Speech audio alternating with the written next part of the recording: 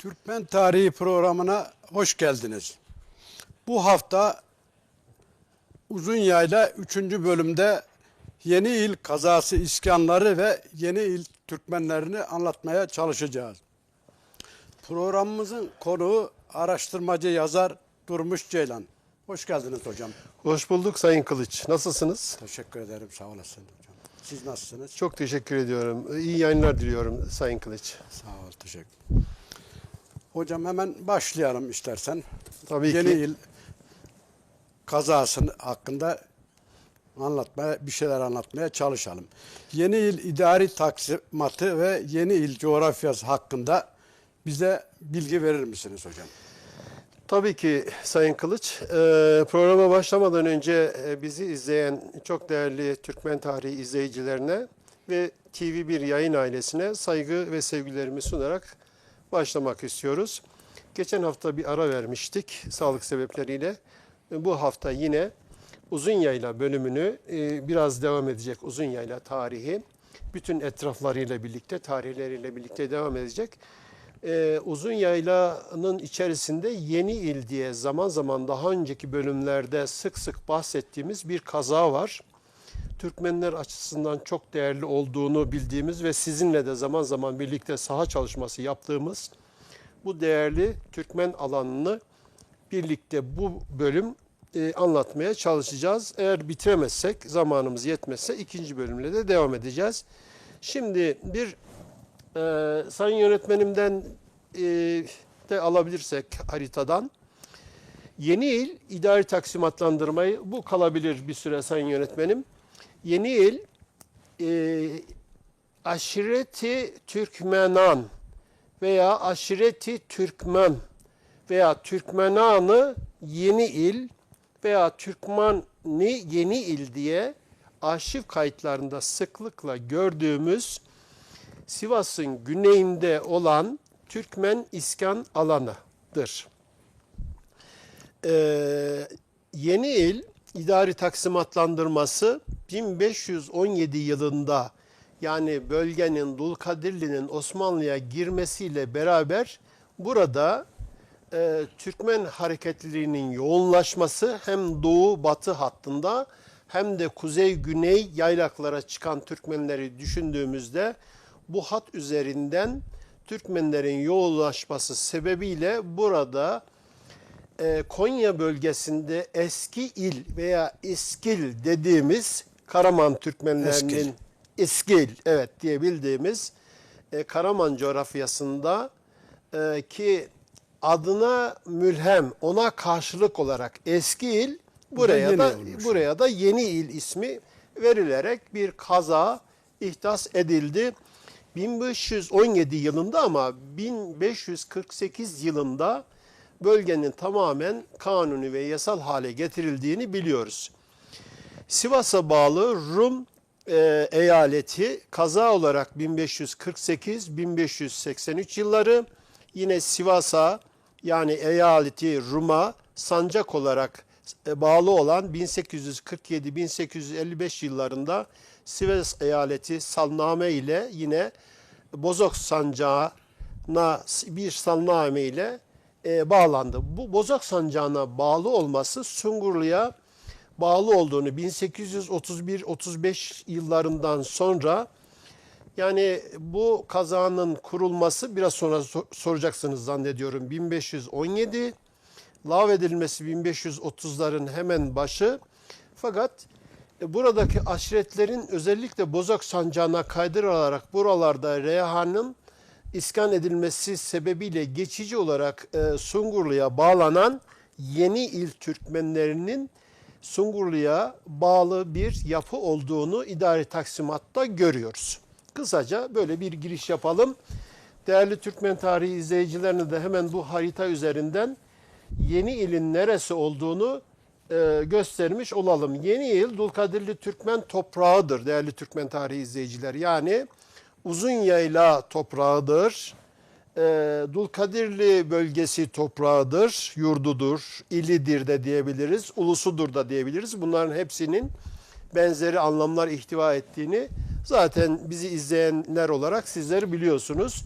İşte Yeni İl Türkmenleri dediğimizde biraz sonra detayına gireceğiz. Özellikle bölge Türkmenlerinin ihtiva ettiği kuzey-güney hattından, yani aşağıda daha doğusunda Malatya, Elazığ, da üst sınırında Sivas'ın Divriği, biraz sonraki haritalarda bölgeyi de tarif edeceğiz. Bu bölge, yani Dulkadirli toprakları diye aynı zamanda tarif edebileceğimiz, Dulkadirli içerisinde ağırlıklı olarak Eratna'dan sonra ağırlıklı olarak tamamen hemen hemen Eratna'da bu bölgeye girmediğini söyleyelim. Eratna'nın yani coğrafyasını çizdiğimizde Bünyan ve Sarımsaklı bölgesini görürüz. Sivas'tan Kayseri'ye geldiğinde bildiğimize göre buradaki Dulkadirli yurtlarından bir tanesi Yeniil kazası diye özellikle 1517'den sonra Osmanlı Devleti Ali'de böyle bir idari taksimatlandırmanın var olduğunu söyleyelim. Diğer bir haritayı alabiliriz. Devam edelim Halil Hocam. Hocam Yeni İl kazasının teşekkülü ve bunun süreci ne kadar sürdü ve ne zaman sona erdi? Bunun hakkında detaylandırırsanız. Çok teşekkür ediyorum Sayın Kılınç. Bu da önemli bir konu. Şimdi Yeni İl niçin önemli? Yeni İl önemli bir coğrafya. Yeni İl'i ilgilendiren iller şunlar. Onu özellikle söyleyelim.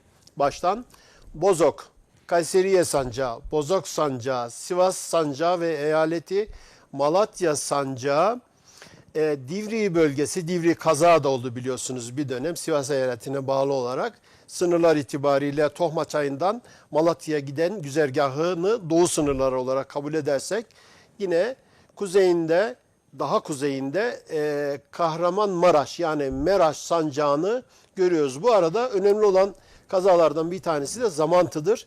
Zamantı bölgesinin de Zamantı kazasında bu kazaya dahil olduğunu daha sonraki dönemlerde biliyoruz. 7 kazadan bir tanesi.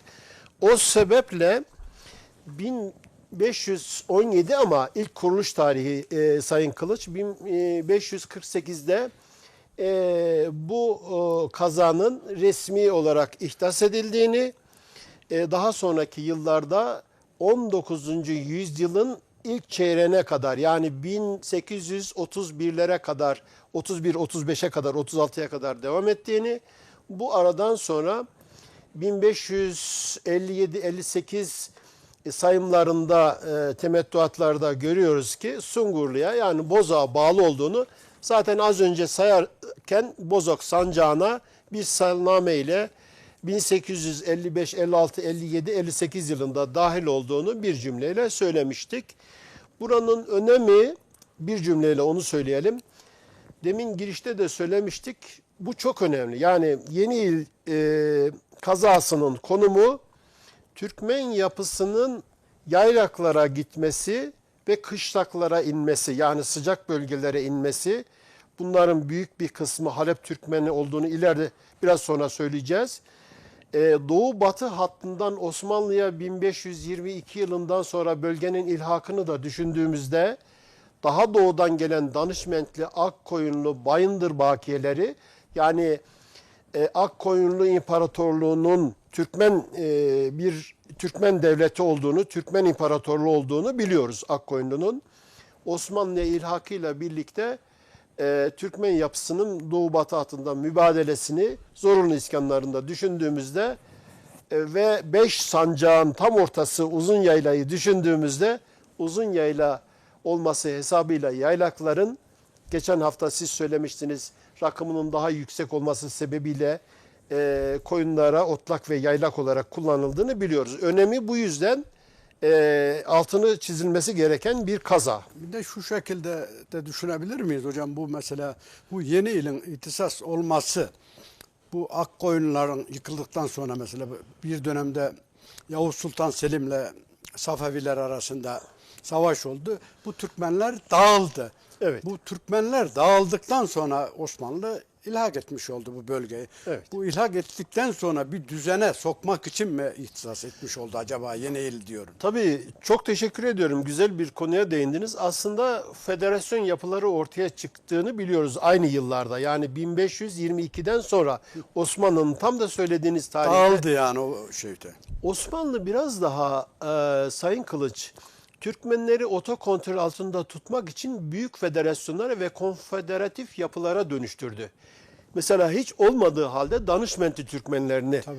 Bozulus Türkmenlerini, İfrazat-ı Zulkadriye'yi, Bozok Türkmenlerini ve buna benzer sayısız büyük Türkmen teşekküllerini buraya örnek verebiliriz.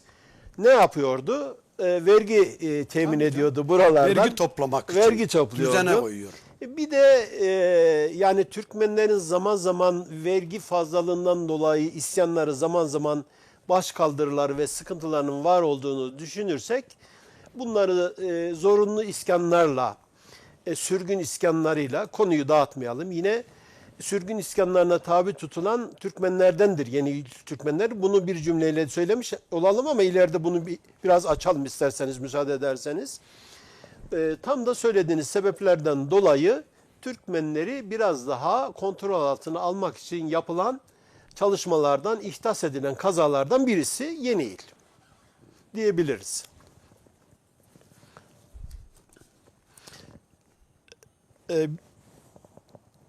Hocam diğer soruya geçebiliriz. Tamam. Evet, diğer soru üzerinden şey Bu yapabiliriz. yeni il kazası oluşmuş. Bu yeni il kazasının İstanbul'daki Nurbanu Sultan ve Mihrimah Sultan adına izafeten anıldığı söyleniyor. Evet. Üsküdar Türkmenleri diye. Evet. Bu konu hakkında bir detaylandırma yaparsanız hocam memnun oluruz. Tabii ki Sayın Kılınç, teşekkür ediyorum ben. Fakat ondan önce diğer soruya biraz ilave yapalım. Tamam. Sayın yönetmenimden bir şey alırsak eğer, diğer bir haritayı. Evet, bu Uzunyayla bölgesini 4 numarada görüyoruz. Bu harita değerli bir harita. Daha kuzeyinde Sivas coğrafyasını yine 5 pardon yanlış söyledim 6. Uzunyayla Kangal Uzunyayla bölgesi. 6 evet. Bunu düzeltelim hemen. Yani çok pardon. Uzunyayla Kangal bölgesi, Uzunyaylanın daha batısı Kayseri, Pınarbaşı, daha batısı Tomarza, Bünyan Hamit Sarımsaklı ve Irmak coğrafyasının olduğu, Irmak coğrafyasına çok gitmiyor Yeniil ama burada 6 numaralı çizimde görüyoruz. Sivas'ın güneyi olarak. Bunların bir bağlantısını hemen konuyu harita buradayken söylemiş olalım. Aşağıda yani 7'de Halep var. Halep, Kilis, Antep hattından değerli Türkmen tarihi izleyicileri yukarı aşağı doğru yaylak kışlak olarak gidip gelen Türkmenleri biliyoruz. Ağırlıklı bunlara Yenil Türkmenleri diyoruz ama elbette diğer Türkmen bölükleri Oğuz'a bağlı, Üçok ve Bozok'a bağlı. Özellikle Halep Türkmenlerinin içerisinde Beydili Türkmenlerini de düşündüğümüzde çok miktarda var. Memluklulardan beri Şam bölgesi, Halep bölgesi. Halep büyük bir eyalet. Osmanlı eyaleti tamamen Türkmen. En büyük, en çok medresenin bulunduğu, kültürü çok zengin Türkmenlerin iskan olduğu sıcak bölgelerden, Türkmen yurtlarından, ana yurtlardan bir tanesidir Halep. Bugün itibariyle, bugünden, tarihten geriye baktığımızda değerli gençlerimiz Halep'in niçin önemli olduğunu bizim için Türk tarihinde altını bir tane daha beraberce çizmiş olalım sizinle. Bu yüzden çok önemli. Halep ve Şam bölgesi. Bu ilintiyi okla haritayı çizen kardeşlerimiz, harita benim çalışmam değil, alıntı yaptığımı söyleyelim. Teşekkür ediyorum. Bunun üzerinden Uzunyayla bölgesindeki Yenili bir önceki haritayla birlikte ilintili olarak görmüş olduk. Diğer haritayı sayın yönetmenimden alırsak onun üzerinden devam edelim. Sayın Kılıç, şimdi bu biraz kalsın sayın yönetmenim. Bu Yeni ilin tam haritası. Batısında Kayseri, kuzey batısında Bozok, yine aynı bölgede Kızılırmak hattı, daha aşağıda Gürün nahiyesi, fakat Gürün nahiyesi, şimdi bu İsmail Şahin Bey'in çizmiş olduğu bir harita. Kırşehir yöresinden Profesör Doktor İlhan Şahin Bey Manas Üniversitesi'nin rektörlüğünü de yapan çok değerli tarihçi, akademisyen, kendisine teşekkür edelim.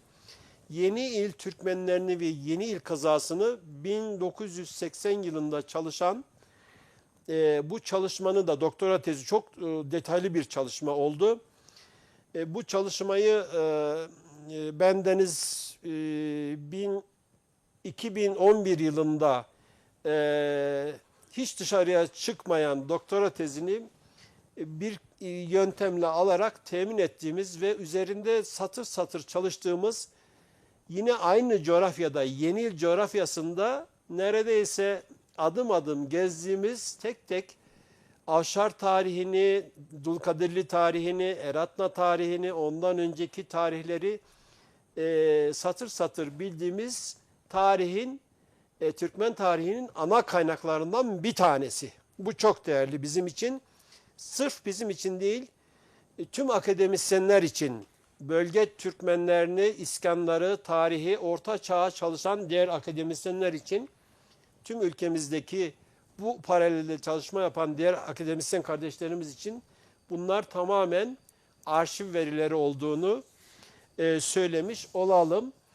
Hemen doğusunda, güneydoğusunda Malatya sancağını görüyoruz. Daha yukarıda da Sivas'a bağlı o zaman Divri, Div ile yazılan, daha yukarı devam eden, zaman zaman idari taksimatlandırmalarda değişiklikler arz eden bir yapı. Şimdi biz değerli Türkmen tarihi izleyicileri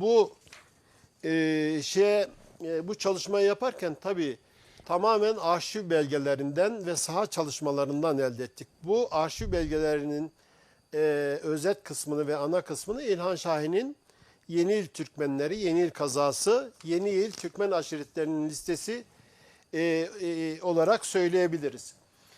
Şimdi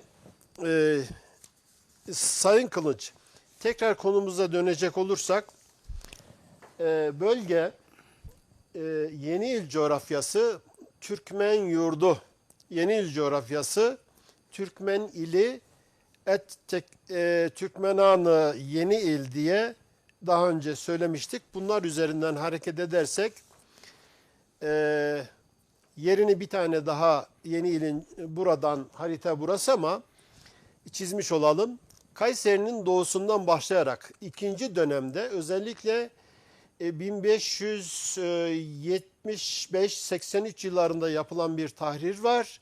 83'ten 1800 yıllarına kadar Zamantı bölgesinin, Kayseri burada görünmüyor bu harita ama biraz sonra ben kendi kayıtlarımdan okuyacağım. Zamantı bölgesinin, Uzun Yaylanın batısının büyük bir kısmının Yeni il Türkmenleri coğrafyası içerisinde, Yeni il kazası içerisinde olduğunu söyleyelim. Yeni ile dair 10-12 tane tahrirat yapıldı. Son dönemlerde bu tahriratın isimleri uzun bir konu, akademik bir konu. Ben konumuzda almasın diye vermeyeceğim.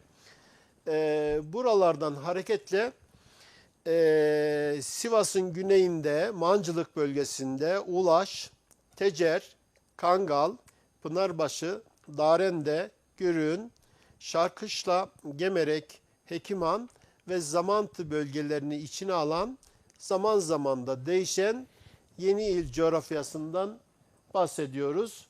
Yeni il kazasının orada hemen aşağıda yazmış haritayı çizen İlhan Şahin hocam.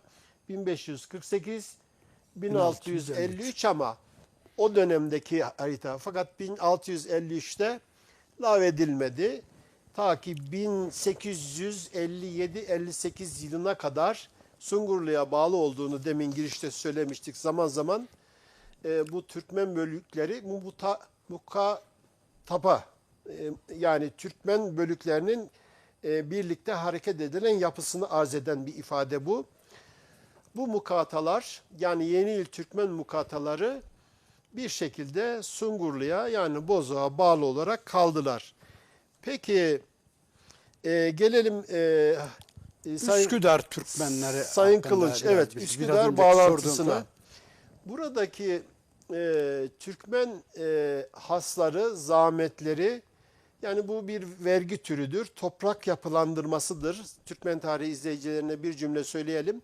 Türkmenlerin vergi verdiği değişik yapılar var. Değişik vergi türleri var. Araziden, hayvandan, her ikisinden ayrı ayrı otlak vergisi, yaylak vergisi, bennak vergisi, nim vergisi, çift nim vergisi, buna benzer pek çok vergilendirme yaptığını Devlet-i Ali'nin Türkmenlerden biliyoruz. Bu vergilerde zaman zaman Türkmenlerin sıkıntıya girdiğini de biliyoruz. Konuya oraya girmeyeceğiz. İşte tam da bu toprak yapılanması hesabıyla, yani buranın gelirleri, yeni yılın gelirleri nereye gitti? Vergileri işte Üsküdar'da var olan Mimar Sinan'ın yapmış olduğu külliyeye, yani camiye, Valide Atik Sultan Vakfiyesi'ne, bunu değişik şekilde de söylemişler. Atık Valide Sultan Vakfiyesi, ilk kuruluş itibariyle Nur Banu Sultan Vakfiyesi diye. Bunlar kim? Hemen onu söylemiş olalım Türkmen tarihi izleyicileri için. Bunlar Osmanlı sultanlarının eşleri, hanımları veya anneleri. Yeniyil Üsküdar Nurbanu Sultan Cami Külliyesi Sultan II. Selim'in hanımı ve II. Selim'den sonra Osmanlı tahtına geçecek olan 3. Murat, yani 1574-1595 yıllarındaki validesi Nurbanu Sultan, vefatı hemen söyleyelim 1583'tür. 83'te de bir tahrirat yapılmıştır. Az önce söyledim. İdari yapıda biraz değişmiştir. Yani değerli Türkmen tarihi izleyiciler, bunları söylüyorum ama sizi tamamen bilimsel bir programa, yani bilimsel bir yapıya doğru sıkmamaya, oraya götürmemeye çalışıyorum. Ama bunlar arşiv çalışmaları, arşiv ve belgeleri. Bölgenin önemli olduğunu, önemli bir Türkmen yurdu olduğunu söylemiş olalım. Konuyu fazla uzatmadan isterseniz bağlayalım hocam. Şu cümleyi de bitirerek, bu bölge yine 1570-79 yıllarında Mimar Sinan tarafından yaptırılan bir külliyeden söz ediyoruz. Nurbanu Sultan, Atık Valide Sultan Külliyesi veya Atık Valide Atık Sultan adlarıyla demin söylemiştim. Değişik isimlerle anılan ve Üsküdar'da olması hesabıyla da bu vakfiyelerin Üsküdar Türkmenleri mi? Üsküdar Türkmenleri adıyla anılan. İşte o yani konu. Yeni Yıl Türkmenleri Diğer adı. diğer adı. Yeni Yıl Türkmen. Şimdi buradaki tüm hareketi biliyoruz. Yani vakfiyelerden biliyoruz, tahrirlerden biliyoruz. Sağ olsun İlhan Şahin hocamın çok değerli çalışmalarından biliyoruz. Buradaki tüm hareketi bizim için bir şans. Araştırmacılar için. Tüm buradaki Türkmen aşiretlerinin detaylarını bir iki program yetmez saymaya.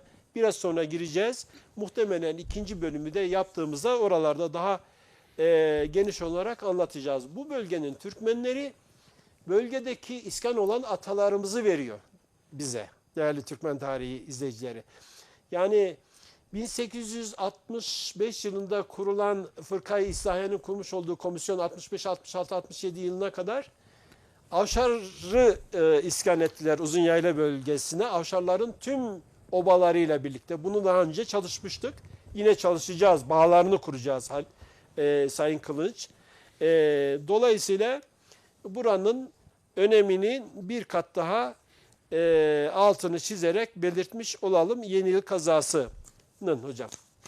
Yani bu Yeni İl Türkmenleri, Üsküdar Türkmenleri dendiği anda aynı isim. Aynısı. Öyle anlayacağız. Tabii ki aynısı. Tamam, teşekkür ediyorum hocam. Yeni İl Türkmenlerinin yapısı hakkında kim bunlar? Çok teşekkür ederim. Bunlar hakkında bize detaylı bilgi verirsen memnun olurum. Sayın hocam. yönetmenim, bunu alabiliriz ekranımızdan. Bu çok geniş bir konu Sayın Kılınç. Yani bölgedeki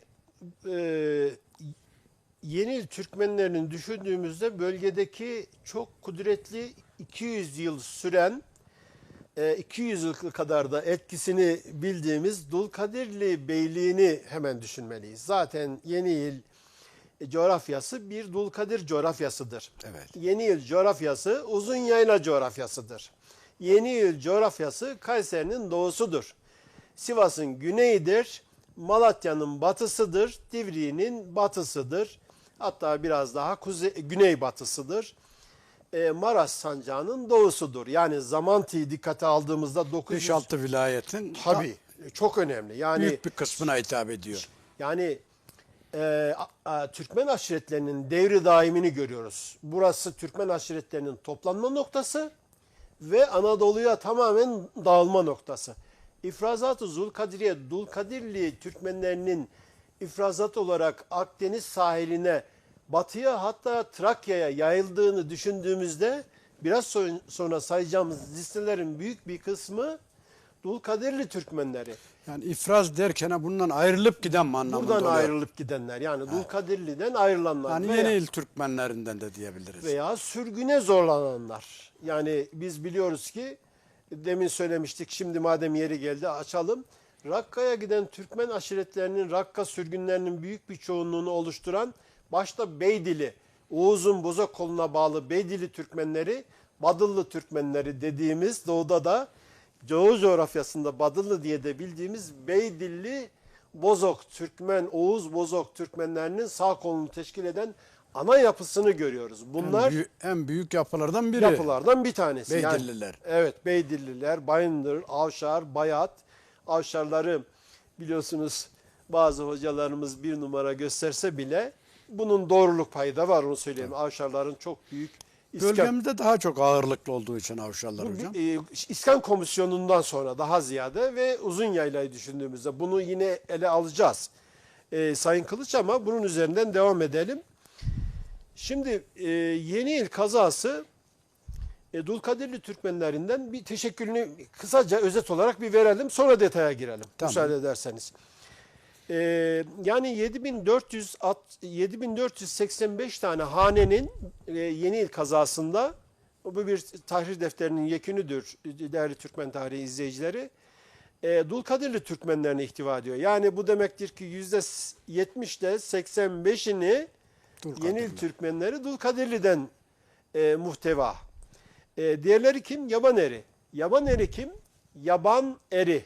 Er insan demek. Yaban Dışarıdan mı gelen olur? o dönemde evet. Yani konar göçer. Yani konar Dışarıdan göçerlere, gelen olur. Haymenişinlere, Yabancı gibi. Ahmeteyinlere. Demek ki haritada Halep'le Yeni İl Kayseri coğrafyasının, Uzunyayla coğrafyasının bir okla bağlantısını göstermiştik. Evet. Yani hatırladık. Evet. İşte o bağlantıda yaylak olarak Uzunyayla'ya gelen, aslında konar göçer olarak bulunan Türkmen bölüklerinden bahsediyoruz. Kim bunlar? Ağırlıklı Beydili olduğunu da biliyoruz. Şimdi Anadolu'dan Beydili coğrafyasına, yani Hama, Humus coğrafyasına, Halep coğrafyasına giden Türkmen bölükleri var. Ne zaman gitti bunlar? Dulkadirliler döneminde. Dulkadirli toprakları defaatlarca bu Memlük coğrafyası olan, Halep bölgesinin Memlük coğrafyası olduğunu biliyoruz, ilk dönemler için söylüyorum. 14. 15. yüzyılda defaatlardır bu bölgelere gittiler, bu bölgeleri elde ettiler ve kendi Türkmen bölüklerini, Dulkadirli Türkmenlerini Beydili ve Avşar başta olmak üzere bu bölgelere iskan ettirdiler.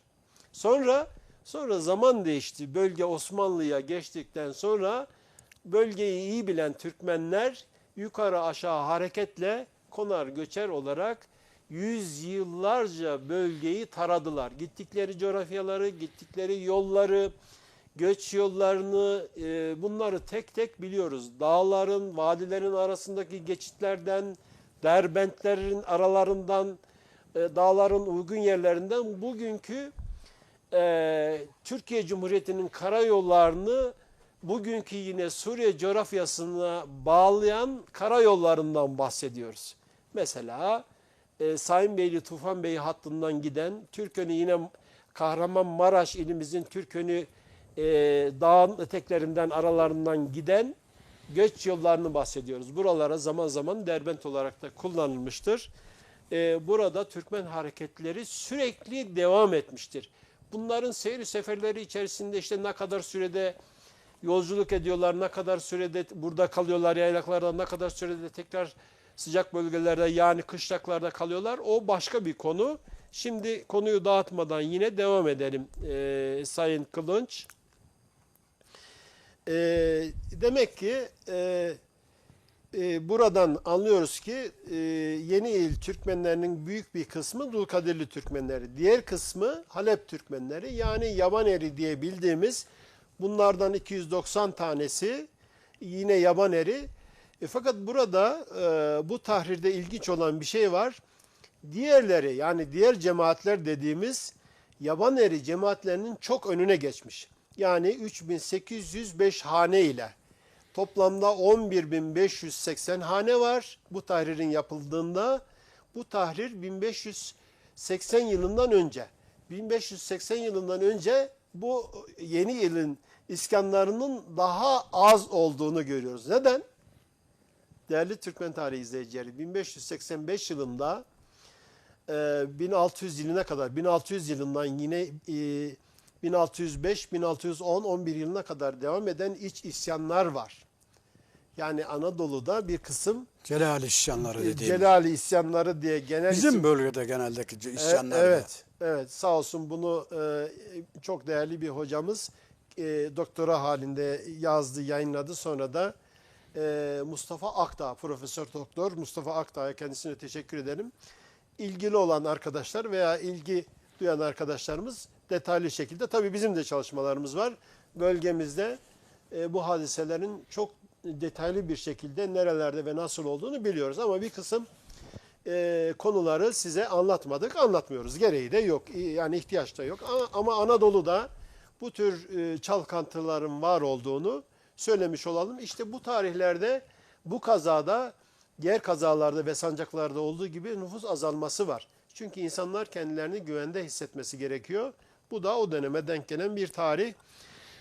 Daha sonraki dönemlerde, yani diğer cemaatlerin 3805 hane olarak teşekkülü ve iskanı Yenil kazasında bu biraz buraların iskan olduğunu, toprağa bağlandığını, dolayısıyla burada sayım yapıldığını, nüfusun bu bölgede, burada, bu tarihte daha fazla olduğunu söyleyebiliriz.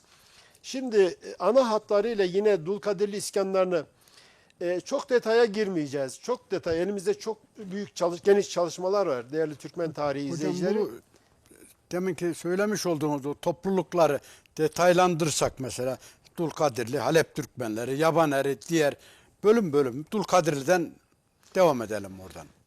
Sayın Kılıç, çok teşekkür ediyorum. Dulkadir Türkmenlerine ana hatlarını verelim. He, Bunların onlara ana obalarını hatları, vermeyelim. Yani ondan sonra Halep Türkmenleri, Yabaneri ve diğerlerini anlatalım. çok teşekkür ediyorum. Eğer vaktimiz olursa diğer bölümde bunların obalarını da tek tek verelim. Zamanımız Çünkü olur. yani 200'e yakın oba var. Elimizde 40-50 tane büyük ana cemaat ve tayfe var. Buna cemaat veya tayfe diyoruz. Obanın büyüğü diye de değerli Türkmen tarihi izleyicilerimiz, bizi takip edenler elbette bunu biliyorlar. Dulkadirli Türkmenlerin içerisinde Ağaca koyunlu, Ağacalı. Ağacalı neredeydi? Ta 1100'lü yıllardan beri Malatya hattından başlayarak Kahramanmaraş, yani Meraş sancağının altında orman bölgelerinde Ağaçeri diye bildiğimiz çok büyük kütle, Tahtacılar diye bildiğimiz, Ağacaoğulları diye bildiğimiz, Ağacalı dediğimiz, Ağacakoyunlu dediğimiz, Ağacaoğlu dediğimiz ilk, yani 1. 12. yüzyılda Anadolu'ya giren ve söylediğimiz bu coğrafyada iskan olan ana Türkmen bölükleridir. Geldikleri bölgelerde biliyoruz, hemen Hazar'ın altından Göktürk Devleti'nin içerisinde, Göktürk Türk Devleti'nin içerisinde de olan, Uygur Devleti'nin içerisinde var olarak izini bildiğimiz, sürdüğümüz Alparslan'ın kapısını açmasıyla birlikte Anadolu kapısını, o coğrafyaya yapılan çok büyük bir kütle, çok büyük sıkıntılar çekmiş. Dulkadirli'nin bu etrafında mı toplandığı söyleniyor, Ağaçerilerin? Dulkadirli'nin ana unsurlarından bir tanesi. Hatta Dulkadirli'nin temellerinden birisi. Ben de onu demek. Yani, Ağaçeri topluluğu etrafında toplanıyor. Şimdi bayat, yani Dulkadirli'yi kuran biliyorsunuz Zeynettin Karacabey. Evet. Babası Hasan Bey, onun babası Halil Bey adınız. Yani torunu da Halil Bey. Bugün İkinci sultanı. evet. Bunların bayat olduğu söyleniyor ailenin, ama benim kanaatim, farklı zamanlarda söyleyeyim, tekrar olmasın. Bu dönem söyledim ama bu dönemde de söyleyeyim. Dulkadirli devletlerinin ağırlığı Ağacalı, Ağacakoyunlu, Ağacalı Türkmenleridir. Türkmen bölükleri. Ağaçeri öbür adı. Ağaçeri Türkmen. Niye Ağaçeri demişler? Devlet beylik de kurmuşlar. Devlet kurmamışlar ama beyliği çok kısa sürdüğü için tarihte adı yok. Yani Ağaçeriler, Ağacalılar, Ağaçeri. Bunu Ağaç tarihte işiyle uğraşan mı anlamında? değil hocam. İkisi de var. Ağaç deyince o anlamı Ya yani Aga. Ağacalılar Evet. Çeri olarak bulunmuş. Çeri savaşçı demek, sipahi demek. Asker anlamı. Asker demek. Yani Ağacalıların, Ağacakoyunluların savaşçıları vardı, sipahileri vardı. Bunlar bir dönem çok ilginç Moğollarla savaştı. Çok ilginç Moğollarla zaman zaman destek de yaptılar. Tabii. Yani aynı bölgede kime karşı? O zaman Anadolu Selçuklu Devleti zannediyorum Melikşah döneminde işte 1300'lü yılların hemen şeyinde isyan çıkarttılar biliyorsunuz o bölgede. Ağaçeri isyanı. Ağaçeri isyanı diye bildiğimiz çok meşhur. Yani çok kadim bir Türkmen yapısından bahsediyoruz. Bu sebeple Dulkadirli'yi anlattığımız için hocam. bu Ağaçeri Dulkadirli işte genelde. onun çok altını çizdik ama bir tane daha söylemiş olalım. Sonra kim? Baraklar. Baraklar Kayseri coğrafyasında var. Tomarza'nın hemen ırmağın karşısında barak. Şıh barak dedikleri. Şıh o barak, anlamda. şeyh barak dediğimiz şehrinin de içerisinde karşılıklı olan konuyu detaylandırmadan hemen hocamın söylediği gibi bunlar Cerit'e tabi. Baraklarla Ceritler birlikte yol yürümüşler. Hatta bu kardeşinizin kanaati ikisi aynı taife. Yani yolculuklarını, hikayelerini düşündüğümüzde Ceritlerle Barakları Aynı kokan olduğundan. kültürleri de aynı. Hocam Gaziantep'te Çok benziyor demek Barak ki. kültürünü biliyoruz, ağzını biliyoruz. Türküleri falan vardır, Düğünlerini Barak havalatı. biliyoruz. Evet, Ceritlerin bölgemizde iskan olduğunu biliyoruz. Fakat Ceritler sonradan Avşarların içerisine karışmış. Çok garip. Ne zaman? 1865-67'deki bu İskan Komisyonu ve İskanlarla birlikte daha yeni. Eskisini düşündüğümüzde 500-600 düşündüğümüzde bunu söylemek mümkün. Peki devam edelim. Boyluyonlu, Çağırganlı, Çimeli, Elçi. Elçili de çok büyük bölgemizde de var. İmanlı Avşar, Avşar bölüklerinden detaylarını daha önce. Mihmatlı 9. Aslında altını çekmemiz gereken Dulkadir'in içinde büyük ekin teşkil eden sizin çalışmanızın da var olduğunu bildiğim 9'lar. Evet. 9 yine önümüze geldi. Ana Ana unsurlardan tayfelerden, ana cemaatlerden bir tanesi. Musacalı, buna biz Musa Hacılı da diyoruz. Ağacakoyunlu'dan yani Musa Hacılı Ağacakoyunlu'nun veya Ağacalıların ana kütlelerinden bir tanesi. Bir de değerli Türkmen tarihi izleyicileri, onların altında bahsettiğimiz Ağacalıların altında biz biliyoruz ki 15-20 tane daha ana kütle var, büyük bölükler var, ana bölükler bunlar. Bunların nüfus yoğunluğu, gittikleri yerler, yereler, iskan olduğu seyri seferleri sebebiyle zaman zaman azalmalar ve artmalar olmuştur. Beylerine tabidir. Farklı coğrafyalara gitse bile yine o beyi, Oğuz beyini demeyelim yanlış oldu. Kendi Türkmen beyini mutlaka bilirler, mutlaka vergilerini o coğrafyada verirler ve ona tabi olurlar. Bunu söylemiş olalım bir cümleyle. Tatar Arülü veya Tatarlu dediğimiz Tatar İlyassı da var. Bunların Tatarların birkaç bölüğü var. Kimler bunlar? Bunlar çok uzun konu ama Etrafı Büzürk içerisinde gelen yapıların içerisinde sonra nerede görüyoruz bunları? Eratna Devleti'nin içerisinde yoğun olarak Bünyan bölgesinde gördüğümüz yapılar bunlar. Konuya girmeyelim.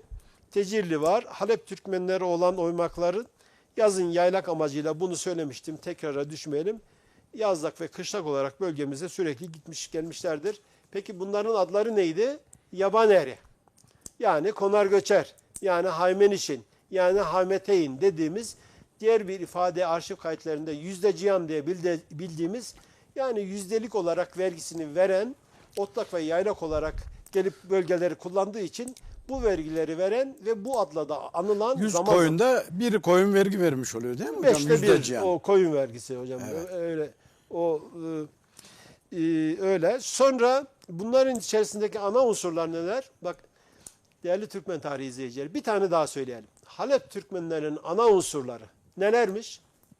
Beydili, Bayat, Avşar, Bayındır. Kim bunlar? Oğuz Türkmenleri. Oğuz'un Bozok veya Üçok koluna bağlı olanlar. Bayındır, birçok koluna bağlı. Ama burada saydığımız Beydili, Bayat, Avşar, Oğuz Türklerinin birçok koluna bağlı ve Dulkadirliği kuran ana unsurlar olan yetmedi. Anadolu'nun içerisindeki pek çok beyliği, imparatorluğu, bunların içerisinde tabii diğer şeyler de var, kollar da var. Kuran ana unsurlardır. Bunlar devletli olanlardır ayrıca.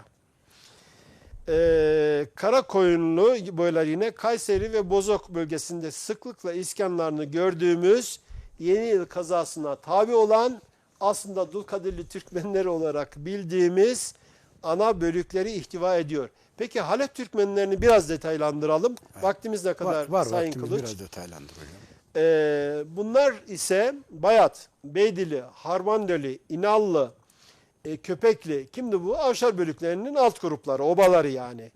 Yani Köpekli Avşarı diye bildiğimiz Gündüzlü. Avşarların bunlar ana unsurları. Yani Halep Avşarları diye daha önceki bölümlerde anlattığımız, burada Dadaloğlu şenliklerinde de bu kardeşinin sizin anlattığı Avşar bölüklerinin 3 tane ana unsuru var. Onlardan bir tanesini söylemiş oluyoruz. Avşar teşekkürleri Acurlu, Alanyurtlu, Baharlı, Büyüdüzlü, Döğer, Eymür, Karakoyunlu bölükleri. Şimdi bunlar aslında demin söyledik, tekrar bir tane daha söylemiş olalım. Kargın, Kıçılı, Kınık, Peçenek, Uç obalarıdır. Bunlar Halep Türkmenlerinin 1540 yılındaki yerleşik vergi sistemlerinde 9300 vergi nüfusu olduğunu görüyoruz.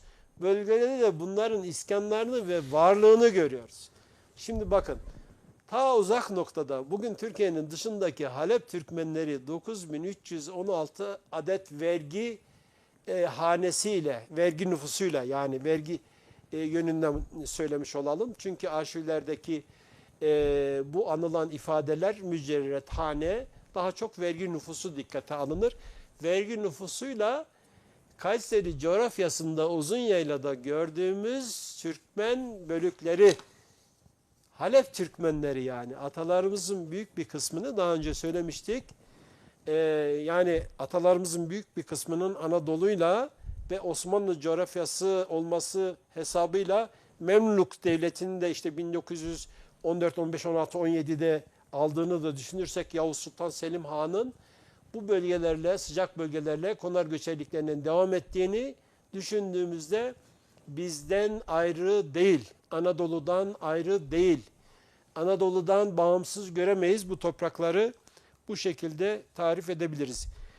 Yine Yenil Türkmenleri, Dulkadirli Avşarları içerisinde Cemaati Gazili, bizim özel olarak çalıştığımız yapılardan bir tanesi biliyorsunuz. Gazili Türkmenlerini.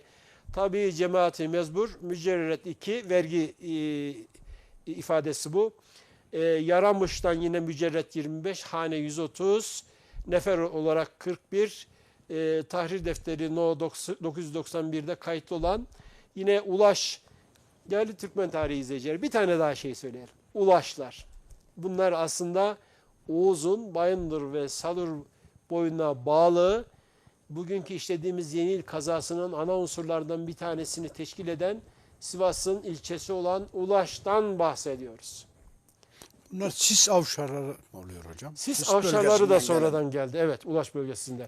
Çok teşekkür ediyorum. İyi bir bağlantı Sayın Kılınç. Bölgemizde İskanoğullar. Yenil bölgesinde Ulaş kazasını kuran aşirettir. Bunlar bizlerden bağımsız değildir. Ulaş aşiretlerini nerede görüyoruz başka? Varsak Türkmenlerinin içerisinde ana kütlelerden bir tanesi Ulaş Bey'i. Ulaş Bey'i nerede görüyoruz?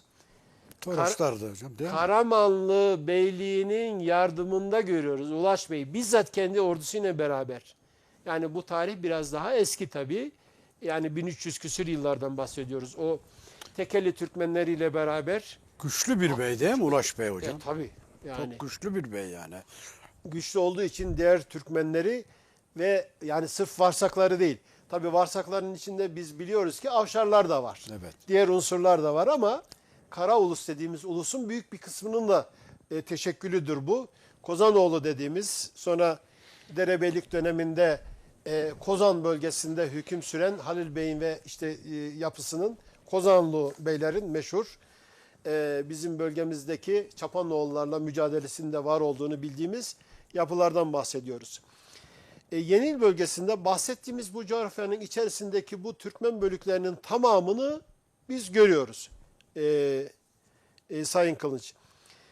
Tabii biraz daha aşağıya indiğimizde, detaya indiğimizde Ahmet Fakihli, Avcılı, Hamzalı, Şehli, Bektaşlı, Bağlı, Çakırlı, Çapanlı, Dadalı, Datlı, Davutlu, Dulkadir hanedan üyelerinden Davut Bey'in torunlarının olduğunu bir cümleyle söylemiş olalım. Demircülü, Temircülü de diye geçiyor. Bunlar daha çok Ulu Yörüklerle, Çongarlarla bağlantısı olan veya Tatarlarla bağlantısı olan unsurlar. Eymürlü, İlyaslı, İlyasacılı, Hacı Yusuflu, Haydarlı, Hüseyinli, İvazlı, Kara Aşıklı, Kara Avcılı, Kara Bekirli, Karaca Dağlı, Kara Hüseyinli, Kara İnli, Karayla başlayan Kara Ulus dediğimiz Sayın Kılıç. Bunlar da Yeni ilin içinde toplanmıştır Evet. hocam, Karaulus'ta. Bir şey daha söylemiş olalım, bir not düşelim daha doğrusu. Bayatların içerisinde bu bahsettiğimiz bugünkü Suriye coğrafyasında Halep, Şam eyaleti ve sancaklarında iskan olan Bayat'a yani Bozok koluna bağlı Bayat diye bahsetmiştik. Çok geniş bir boy. Dulkadirli'nin de ana unsuru diye demin bahsetmiştik. Kara Bayat ismiyle anıldı. Kara ismini değişik sebeplerden dolayı ayrı bir program konusu ama Kara Ulus, Kara Bayat, Kara Hüseyin, Karayvazlı, Karalı, Karacalı, Karalıoğlu arşiv kayıtlarında, Başbakanlık Osmanlı arşiv kayıtlarında, tahrir defterlerinde, temattuatlarda, İvaz pek çok arşivlerde gördüğümüz Kara ismini, sebebini Osmanlı tarih yazıcılığıyla da izah edebiliriz. Biraz da Türkmen bölüklerinin ötelenmesiyle ilgili biraz da yöresel ismini Karalama alması gibi mi oluyor hocam biraz da? biraz olmuş. Ona benziyor değil Sayın mi? Kılıç biraz da yani Karalama gibi yani. Türkmenlerin çektiği sıkıntılardan bir tanesidir o deyip detaya inmeden şeyi vermiş olalım. Bir de peki değerli Türkmen tarihi izleyicileri bu çalışmaları bir cümle söylemiştik ama nerelerden ve hangi kayıtlardan aldık? Arşiv belgelerini biraz bahsedelim. Söyleyelim. Yeni il kanunnameleri kaynaklarının tamamı bu 8-10 tane kanunnameler var. Yeni ilin sınırını yine bu kanunnamelerde bir yerde uzun Osmanlı yazımıyla alındığı için ben programa almadım. Epeyce bir vakit alacaktır. 2-3 defa bu sınır değişmiş. Deminki söylediğim sebeplerden dolayı yani idari taksimatlandırmalardan dolayı değişmiş. Değişen kısmı biraz daha genişlemiş. Zamantı 1583 yıllardan görüyoruz. 7 tane nahiyenin var olduğunu da söylemiş olalım. Peki başka neler var? Tapu tahrir defterleri. Buradaki müracaat ettiğimiz yani bilgisine müracaat ettiğimiz defterler sağ olsun İlhan Şahin hocamdan da özellikle aldığımız altını çizerek söyleyelim. 252 nolu tahrir defteri 1548'de, 604 nolu tahrir defteri 1583 yılında, 1040 nolu Halep defteri yine maliyeden müdevver defterleri var. 6159 nolu maliyeden müdevver defterleri, müdevver maliye defterleri yani vergi defterleri diye kısaca anılabilir. Yine aynı şekilde 1642 yılında 1060 nolu defter 1653 yılında, 8458 nolu defter 1690 yılında, 9550 nolu defter 1777 yılında yani sürgün iskanlarının döndüğü dönemlere de denk geliyor bu defterler Sayın Kılıç. Sürgün derken Rakka sürgünü değil mi Evet hocam? evet bu defterler biliyorsun. Yani 1691'de iskan oldu. Avşarlar başta olmak üzere 1715, 20, 25, 35 yıllarında ve özellikle Yeni Türkmenlerin de sürgün olduğunu düşünürsek bu defterler bizim için önemli. Çok değerli. Çünkü Yeni il Türkmenlerine büyük bir bölümü sürgüne gitmiş oluyor Evet. hocam. Evet. Yani büyük bölüm. Tek tek listeleri var. Anlatmıştık ama burada detaya girmeyelim. İkinci bölümde şöyle de yapabiliriz. Yeni il Türkmenlerini ve uzun yayla Türkmen bölüklerinin tamamını, obalarının tamamını sayalım. Bunlar içerisinde sürgüle gidenlerden birkaç cümleyle de yani ilintili olarak hangisi gitti, hangisi burada. Aslında tamamına yakını Tamamı gitmiş gibi gitti görünüyor yani, yani. onu söyleyelim. 14.679 nolu defter 1638 yılında yine mühimme defterleri var. 1, 27, 35, 36 girmeyelim. Kepeci tasnifi var. Kamil Kepeci tasnifi araştırmacılar için çok değerlidir. Değerli bir tarihçimiz böyle bir tasnif yapmış. Bu isimle anılmış. Cevdet tasnifi var yine. Kuyudu kadim arşivleri var. Vakfiyeler var. Vesikalar var. Defterler var. Belgeler var. Evraklar var. Haremeyn muhasebesi var. Bölge Haremeyn aşiretleri diye de bilinir. Son dönemdeki ismi özellikle Kuzugudenli nahiyesinin bugünkü Akışla yani Çubuk yani Gemerek, Hınzırı Gömülgün bir kısmı Haremeyn aşiretleri diye biliyoruz. Neden? Haremeyn'le yani Mekke ile ve bağlantılı Medine'yle değil mi hocam? ilgisi yok. O neden Şimdi deniyor? bunu bir arkadaşımız almış. Biz Haremeyn aşireti diye bunun üzerinden söz söyledi. Bana da söyledi. Buranın gelirleri ve gelir iratları Üsküdar Vakfı'na gidiyor. şeye gidiyor. Hayır. Haremeyn Şerif'e gidiyor. Yani Mekke ve Medine'ye giden hacılarla buraya gönderiliyor. Buranın masrafı için kullanılıyor. Onun için bu isimle anılıyor. Burada onlarca çeşit, neredeyse yüzlerce oba ve taife var. Bunların hepsine Haremeyn aşiretleri diyemeyiz. İşte gelirlerinin aynen şöyle olduğu gibi. Üsküdar Türkmenleri niye dedik yeniyle? Üsküdar'a gelirleri, zahmetleri ve haslarının gelirlerinin bir Nurbanu kısmı Mihrimah Sultan Vakfı'na gidiyor. gönderildiği için Üsküdar Türkmenleri denildiği gibi Haremeyn aşiretleri de gelirleri buraya gönderildiği için bu isimle anılmıştır. Bu şu anlama gelmez. Bu Türkmenler iyidir veya az iyidir veya çok çok iyidir. Hayır. Böyle bir tasnife zaten girilmez. Buradan da bu anlam çıkmaz. Üsküdar Yaylası varmış orada hocam. Evet. Makkuşla'da. Üsküdar Yaylası O da bununla bağlantılı. olsa bununla gerek. bağlantılı yine Yeni il Türkmenleri mukatası, Halep Türkmenleri mukatası. Değerli Türkmen tarihi izleyicileri, Halil Hocam, Halil Bey müsaade ederseniz burada noktalayalım. Evet, son kelimeler Ee, bağla. Süremiz şimdi, dolmak üzere hocam. Tüm sizin karşınıza gelmeden önce elimizde ne kadar bilgi, belge var, arşiv var, yayınlanmış eserler, ulaşılabilen eserler, tarihi belgeler, Başbakanlık Osmanlı arşivleri dediğimiz eski ismiyle şimdi bu değişti ama doktora tezleri, kütüphaneler ülkemizde konuyla ilgili bütün bunları çalışarak dersimize çalışarak mümkün mertebe hatadan biraz uzak bir şekilde karşınıza gelmek, Türkmen tarihi yapısını ve bu programda özellikle Yeni il Türkmenlerinin tarihini, yapısını, coğrafyasını anlatmış olduk. Bizi izlediğiniz için saygı ve sevgilerimi sunuyor. Teşekkür ediyorum. Gelecek programda buluşmak üzere. Hoşça kalın.